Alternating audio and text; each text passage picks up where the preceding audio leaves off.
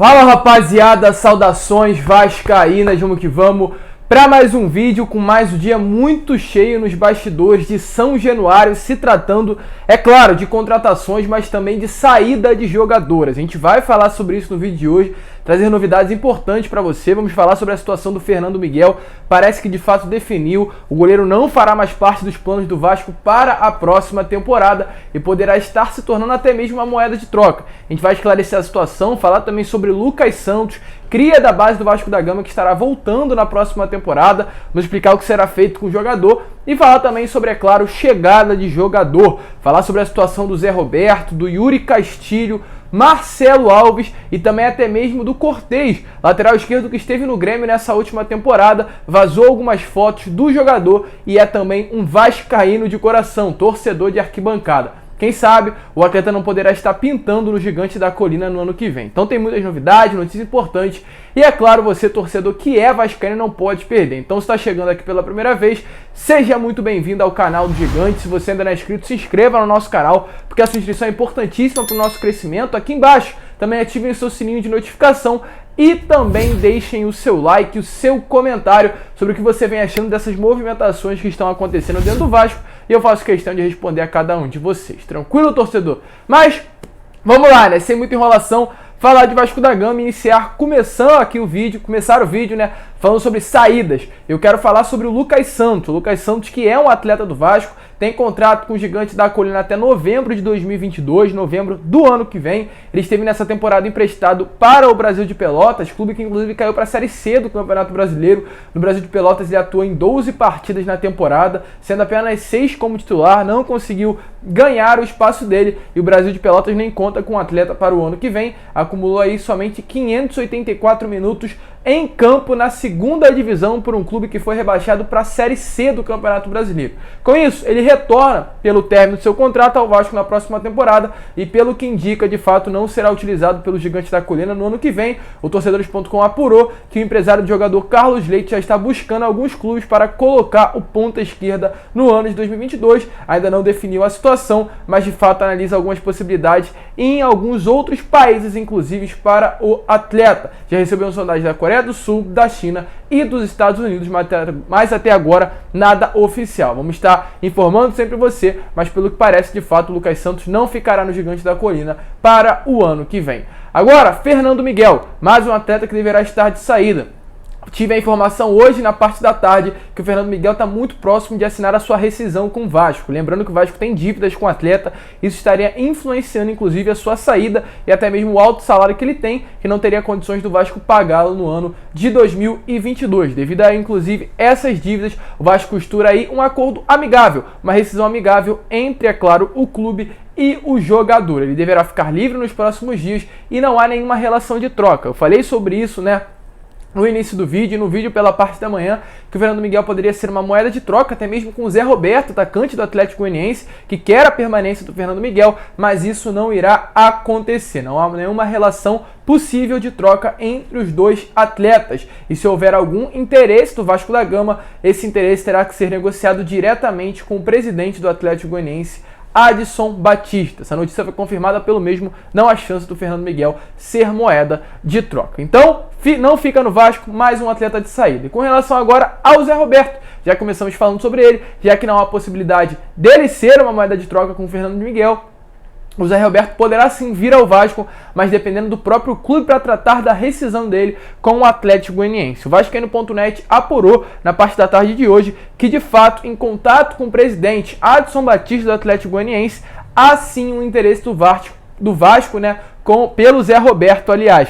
O interesse do Vascaíno.net, do Fábio Torres, foi entrar em contato com o presidente Adson Batista para saber se houve alguma consulta. Ele deixou bem claro, ele disse que o jogador tem várias propostas aí de vários clubes procurando e avaliando a contratação, e quando foi questionado o presidente sobre o possível interesse do Vasco, ele confirmou que houve já sim sondagem por parte do Gigante da Colina.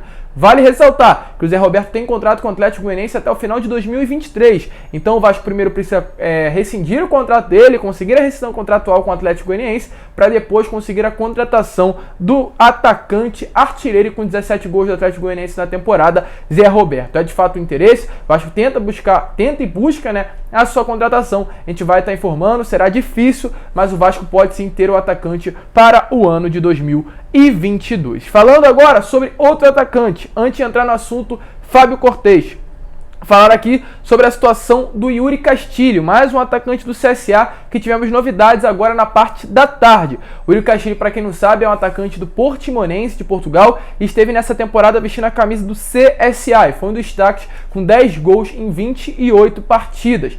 E esse é um grande problema, o fato de ele ser um atacante do Portimonense, porque o clube quer que ele saia, mas quer uma compensação financeira. Vasco, Ceará e também o Coritiba estão na disputa pela contratação do atacante. E as notícias que a gente teve agora há pouco na parte da tarde é que o clube mais aí perto de assinar o contrato com o Yuri Castilho seria o Ceará, clube aí comandado pelo Thiago Nunes, inclusive o mesmo treinador que pediu a contratação do Yuri Castilho para essa próxima temporada. Volto a repetir, Vasco, Coritiba e Ceará querem a contratação do atacante de 26 anos que tem contrato com o Portimonense até o final de 2023. O Yuri Castilho atualmente está aqui no Rio de Janeiro, curtindo as suas férias. Ele aqui é um carioca, né? Sempre morou no Rio de Janeiro, o que poderia até mesmo facilitar a sua vinda ao gigante da colina. O Vasco, de fato, procurou o atacante, procurou inclusive até mesmo ao Portimonense, tentou um contato direto com o clube português e pretende nos próximos dias apresentar uma proposta em definitivo pela contratação do Yuri Castilho. Na parte da tarde foi informado por uma página que o Zé Ricardo, treinador do Vasco, teria ligado para o Yuri Castilho e tentado sua contratação diretamente com o treinador, aliás, com o jogador inclusive teria se ali espantado, ficado muito feliz com a ligação do Zé Ricardo, porém a gente teve a notícia diretamente do próprio Yuri Castilho que desmentiu essa notícia, realmente não confirmou que recebeu essa ligação do Zé Ricardo e até o momento a situação segue completamente indefinida. É o interesse do Vasco, o Vasco quer a contratação do atacante, mas precisa aí brigar com Coritiba, Ceará e tentar ali a rescisão contratual com o Portimonense para ter o atacante que fez 10 gols em 28 partidas nessa temporada vestindo a camisa do CSA, porém pode sim ser mais um jogador, né, vindo do clube de Alagoas nessa temporada. E agora falar sobre a situação do Marcelo Alves e também a situação do Cortez. Primeiramente, sobre o Cortez, tá passando essa foto aí para você, essas duas fotos, aliás, do Fábio Cortez ainda novo em São Januário com a camisa da Força Jovem e do Vasco da Gama. Para quem não sabe, é exatamente isso. O Cortez é um torcedor do Vasco. Ele nesses últimos dias foi confirmado que não faz mais parte, né, do plano do Grêmio para a próxima temporada. Está livre no mercado e o Vasco teria interesse na sua contratação antes mesmo de tentar a contratação do Edmar, lateral esquerdo que foi anunciado nesses últimos dias. O que poderia acabar pesando, né, numa chegada do Cortez para o gigante da colina. O Vasco já tem o Riquelme, que é um excelente jogador, tem o Edmar, que é o lateral esquerdo, e não teria necessidade de trazer o Cortez também para o ano que vem. Ter 3 laterais esquerdos dentro do elenco é algo desnecessário, a menos que o Vasco tente aí uma venda do lateral esquerdo Riquelme. Porém, pode sim acontecer. As notícias que a gente teve agora há pouco na parte da tarde é que além do Cortez já seguir o Vasco no Instagram, notícia essa que eu trouxe alguns dias atrás, é que o Cortez segue sendo avaliado sim pela comissão técnica para ser um reforço do Vasco para o ano que vem, mas não ser um reforço para a lateral esquerda, mas ser um reforço para a zaga esquerda. O Cortez, ele é claro, mais novo, ele é um cria aqui do Nova Iguaçu. Eu sempre acompanhei o futebol do Cortez, um excelente jogador. Voltando a repetir, ele foi cria aqui, iniciou seu futebol na base do Nova Iguaçu, depois logo em seguida foi contratado pelo Botafogo e se destacou em outros clubes do futebol brasileiro. Cortez, de fato, tem um interesse por parte do Vasco, voltando a repetir, até pela liderança que ele teve no Grêmio nessa última temporada, para ser um zagueiro jogando pelo lado esquerdo do campo. Essa versatilidade que o atleta tem, está pensando aí por parte do Vasco para ser uma contratação sim para a próxima temporada e sendo aí avaliado diariamente pela comissão técnica do Zé Ricardo, que inclusive o mesmo já chegou e esteve em São Januário em reunião com a diretoria hoje para seguir aí nas contratações do Vasco para o ano que vem. Então, Cortez pode ser mais um reforço aí, mais um jogador dessa lista de contratações que teremos para a próxima temporada. Deixa a sua opinião sobre o que você acha da chegada do jogador e se vale, né, para o Vasco trazê-lo para ser um zagueiro jogando pelo lado esquerdo do campo. Agora, falar sobre Marcelo Alves. Para quem não sabe, Marcelo Alves já foi um jogador do Vasco no ano de 2020, esteve ali jogando e disputando a Série A do Campeonato Brasileiro pelo Vasco da Gama, esteve no Vitória nessa última temporada, está agora livre no mercado. Algumas notícias informaram que Marcelo Alves seria interesse do Vasco para o ano que vem. Agora também pouco na parte da tarde, o Elias Duba, presidente do Madureira, falou sobre a situação do zagueiro. Disse o seguinte: Ninguém do Vasco me procurou. Não recebi nenhuma sondagem por parte do Vasco. Só teve consulta de um time da Ucrânia. Ou seja, deixando bem claro que o Vasco não, pelo menos, procurou ao Elias Duba, presidente do Madureira, para tentar um empréstimo. Alguns dias atrás eu trouxe a notícia que o Elias Duba teria dito que o Marcelo Alves era a prioridade do Vitória. Porém, o mesmo hoje confirmou que o Vitória não quer a permanência do jogador. Ou seja, Marcelo Alves fica livre no mercado e caso haja, de fato, um interesse por parte da diretoria vascaína em ter o retorno do zagueiro, o caminho está completamente livre. Um zagueiro novo, jovem, que se destacou no Campeonato Carioca, logo em seguida veio para o Vasco, na minha opinião, se destacou também no Vasco da Gama, mas naquele período o diretor executivo Alexandre Pássaro não quis a sua permanência, foi para o Vitória, se destacou demais também no início da temporada, chegando até mesmo a ser capitão da equipe baiana, porém logo em seguida teve o seu contrato, aliás, se lesionou, perdeu espaço, não foi nem titular nessas últimas partidas do Vitória e agora o Vitória não quer contar mais com o atleta para o ano que vem. Então, essa foi a situação dos reforços. Vasco segue aí no mercado. A gente, quem sabe, pode voltar com um novo vídeo hoje falando sobre a situação de novos contratados. Mas ano que vem não, amanhã, pela parte da manhã, 11 horas, a gente vai retornar com um novo vídeo falando sobre isso. Porque agora eu quero trazer algumas situações extra-contratações, fora desse lado de contratações, mas relacionadas ao clube mesmo, o Vasco da Gama. Duas situações, aliás. A primeira, com relação ao uso de São Januário por parte do Fluminense. Hoje, na parte da tarde, o presidente do Fluminense, Mário Bittencourt, confirmou que estará utilizando São Januário na fase de pré-Libertadores. O Fluminense foi classificado para pré-Libertadores, irá jogar contra um clube colombiano nessa fase inicial da competição e estará utilizando o São Januário, porque o Maracanã passará por 3 meses de reforma. Então, caso como, aliás, o Fluminense não tem um estádio, estará utilizando o São Januário. Já houve a liberação por parte da diretoria vascaína e o Mário Bittencourt confirmou isso na parte da tarde de hoje. Com relação aí à fase de grupos, o presidente do Fluminense informou que caso realmente o Maracanã já venha estar pronto para utilização, o Fluminense estará jogando no Maracanã já na fase de grupo, mas caso também não venha estar pronto para utilização, estará jogando também em São Januário nessa fase. Agora, falando sobre restauração da sede náutica do Vasco. A sede náutica do Vasco estava largada. Eu sou aqui da Zona Sul do Rio de Janeiro, então eu passo constantemente em frente à sede náutica, já comprei muito ingresso lá. Então, de fato, está largada, está jogada as traças, é usada aí, claro, para o remo do Vasco da Gama, para os esportes aí aquáticos, olímpicos.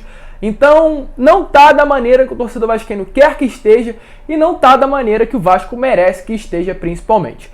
A fachada da sede náutica estava muito ruim. Tá passando essa foto aí para vocês, sinais aí de infiltração nas paredes, desbotadas as paredes, inclusive pintura desbotadas, carcomidas. Isso acabou chamando muito a atenção de torcedores do Vasco, que em menos de 72 horas se organizaram aí um mutirão e reformaram aí a fachada do lugar. Tem que dar créditos, então o Zé Colmeia foi aí o principal que entrou em contato com a diretoria, com os dirigentes do Vasco, iniciou esse trabalho aí iniciaram esse trabalho de captar recursos entre mesmo os torcedores vascaínos e conseguir dar início à reforma.